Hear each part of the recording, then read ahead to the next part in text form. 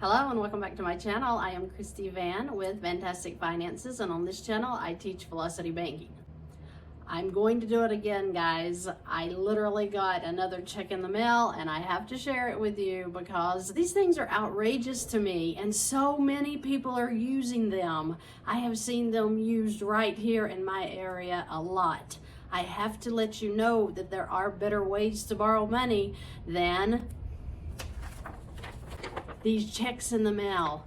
It tells you this is a loan. Do not sign the back of this thing.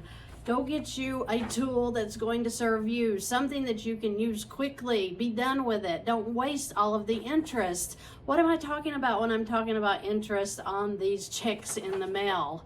Let's take a look at this one. If you read in the fine print, the very back, it tells you exactly what you're going to be paying in interest if you complete these payments.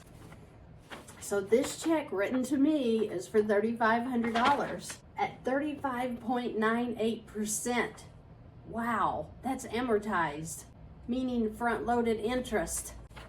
41 payments at $149.47 each. That doesn't seem too bad, does it? Because we look at that and we're like, oh, well, that's $150. I can afford that. I have that much cash flow. Okay. But when you take that payment times 41 months, you're coming up with $6,129.09. If you deduct the amount you actually received, you're paying $2,629.09 in interest alone. Think about that. Over $2,000 you could have kept in your pocket. But did you know the tool to use? So if I were in this situation, I would rip this check up because this is an absolute waste of your wealth. This does not help you at all. This only helps you to go for broke. We don't want that. Let's imagine that you just made $2,500 a month and that you had a cash flow of $150, which obviously you had $150 or you wouldn't be considering this $150 monthly payment on this ridiculous loan. So if we got a PLOC, a personal line of credit, at a high of 22%, now come on guys, they're not even that high in this economy. The highest I've actually seen is 15, maybe 16%. But I'm going to show you that a 22% line of credit is going to beat this loan all day long.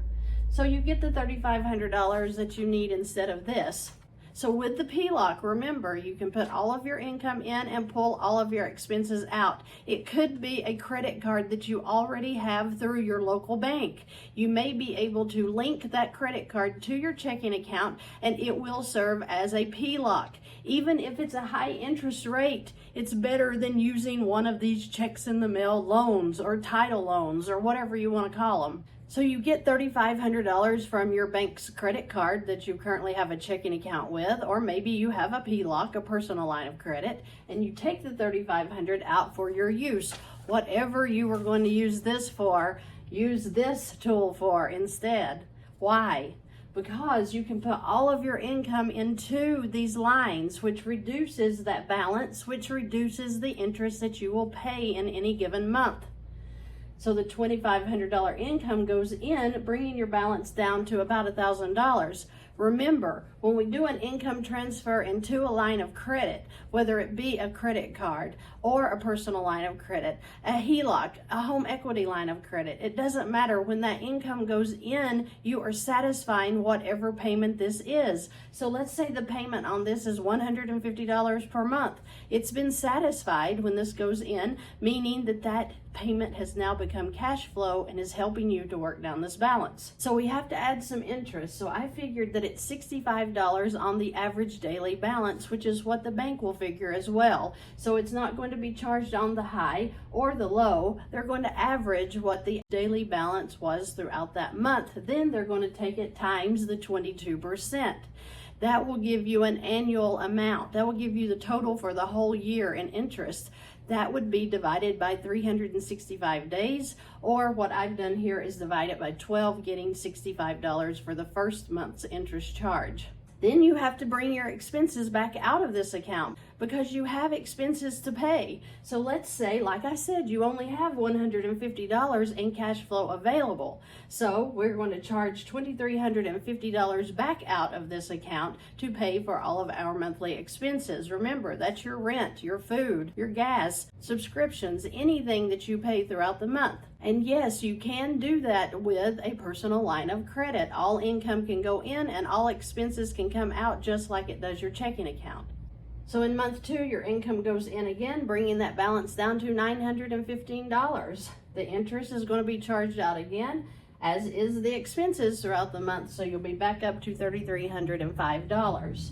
Month 3, the income goes in, bringing the balance owed down to $805. And yes, you're going to have to pay your expenses because you're paying them out of your checking account right now. You can pay them out of your personal line of credit now. We're going to add in some more interest at $38 here to bring the total back up to $3,193. Month 4, the income goes in, and look at this, you're down to $693 for your balance. Isn't that crazy? Because in 7 more months, you're going to have this account paid off. How many months was this account? 41? 41? That's almost 4 years of making payments. You've got this paid off in a total of 11 months. 11 months. That's insane. Not only that, how much interest did you pay over here? $2,629 of your wealth, your hard-earned money, went to pay towards this $3,500 loan that you got. $3,500 is all you got. You paid $6,129. What did you pay in interest over here for the entire 11 months? $145. Come on, Christy, is that for real? Well, add it up. Remember, this interest comes down with every single payment that you make. And this interest is charged on the average daily balance. This is a loan. It's an amortized schedule. That means the whole 41 months has been pressed into your first few months. That's why it feels like you're spinning your wheels when you're making payments on these loans, because you are spinning your wheels. Stay away from these checks in the mail. They are a complete waste of your time. If you just understood that a tool at the bank did the exact same thing you need it to do, but it charges you so much less. I just want to see you guys save money. And this is a #1 way of how you can get away from the loans, move into the lines, and save your money for the things that you want to do, the things you want to spend your money on. Figure out what that is. Prepare with lines of credit so you never get in a situation that you need to take one of these loans. It's that easy, guys. It's that easy to save your money. Thank you so much for joining me today. I look forward to seeing you in the next video.